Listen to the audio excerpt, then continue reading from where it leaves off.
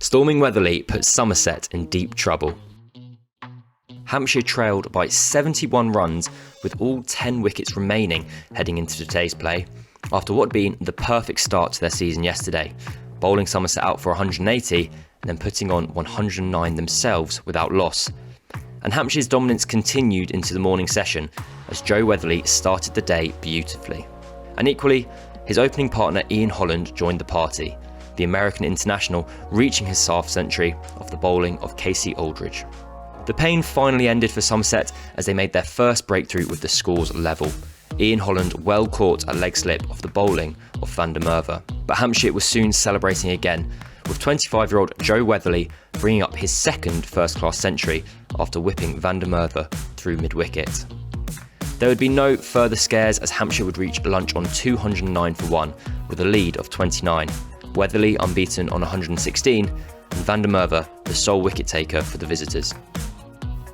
Despite boasting Peter Siddle and Marchant de Lange in their attack, this is a Somerset bowling lineup absent of 4 first-choice bowlers in Jack Leach, Craig Overton, Josh Davey and Lewis Gregory.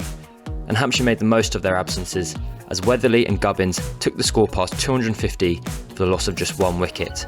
But a breakthrough did come as captain Tom Abel forced Gubbins to nick behind. That brought the classy James Vince to the crease, who started his season like this. 1 ball faced and 4 runs scored.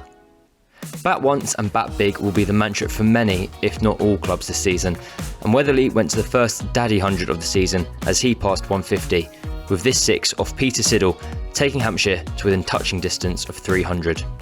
Weatherly was finally dismissed for 168 by Siddle, the Australian getting the second new ball to swing back to the right-hander and take the off stump. And as soon as the third wicket arrived, so did the fourth, Liam Dawson belting a wide short ball from Ed Leonard straight to cover to give the 19-year-old his first wicket of the game. That wicket brought a new signing from Sussex, Ben Brown, to the crease, who along with Vince made it to the tea break without further issue, the home side 339 for 4 at the end of the second session. After the break, Hampshire captain James Vince would bring up a rapid half-century off 64 balls, but his innings would come to an end shortly after as he fell LBW to de Lange for 56. Brown was starting to open up, and in the company of Felix Organ he would take the lead past 200, but not long afterwards he came to a tame end, caught by Ben Green from the bowling of Casey Aldridge, the young seamer's maiden first-class wicket. The Somerset recovery was gathering pace as Organ would be the next to go for 21, clean bowled by Green. Hampshire now 394 for 7. James Fuller arrived at the crease and decided to bat for a good time and not a long time. In 1 Peter Siddle over, he hit 3 boundaries before being dismissed for 17 off 7 balls, Siddle's second wicket of the innings. Ben Green's handy spell continued as he picked up his third with the wicket of Kyle Abbott, who went for a golden duck, to leave Hampshire 422 for 9. The innings came to a close soon after, as Keith Barker was run out attempting a second, Aldridge the fielder in the deep. In all, a fantastic recovery from Somerset as they claimed the final 8 Hampshire wickets for just 104 runs, Weatherly the star of the bat after his career best 168, whilst Ben Green, the pick of the bowlers, after his late burst, picked him up 3 wickets.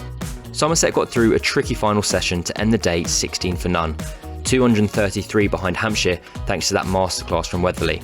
Someone will have to go big for the West Country side on day 3 if they are to stay in this game.